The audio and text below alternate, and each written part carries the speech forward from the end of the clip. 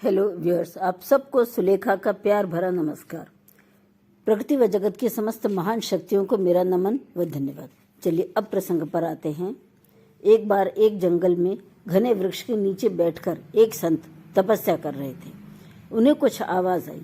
आंख खोलकर देखा तो एक लकड़हारा लकड़ी काट रहा था। संत ने पुनः आंखें मूंद ली। दूसरे दिन फिर तीसरे दिन भी यही हुआ। तीसरे दिन उनसे न रहा गया। संत ने लकड़हारे से कहा, तुम्हें तो रोज लकड़ी काट काट कर बेचने से बहुत धन मिल जाता होगा।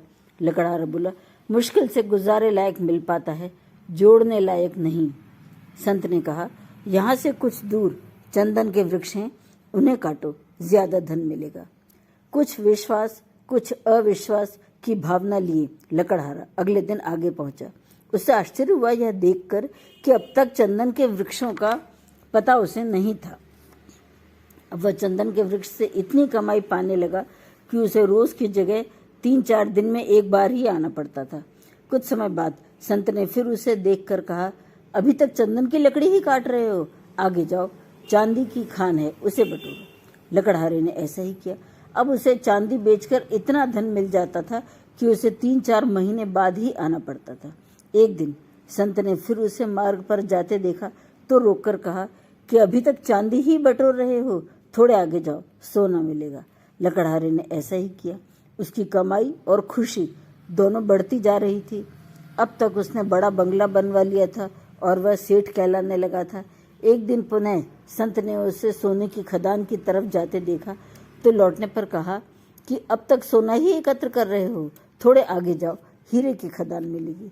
लकड़हारे ने आश्चर्य से संत की ओर देखते हुए सोचा कि अगर सचमुच आगे हीरे की खदानें हैं तो यह सालों से वृक्ष के नीचे बैठकर आखिर क्या कर रहे हैं। खैर, बिना कुछ मुंह से बोले लकड़हारा अगले दिन हीरे की खदान की तरफ चल दिया। वह हीरे बटोरने लगा। अब वह लोगों को ब्याज पर पैसा उधार भी देने लगा, किंतु उसकी बेचैनी बढ़ती जा रही थी। उसे समझ नहीं आ रहा था कि आखिर स्वयं वहां वृक्ष के नीचे संत क्या कर रहे हैं। एक दिन उससे न रहा गया। वह सीधा संत के पास पहुंचा और पूछा कि मैं जान चुका हूं कि धन एकत्र करते जाना तो न मिटने वाली तृष्णा है, किंतु आप यहाँ क्या करते रहते हैं?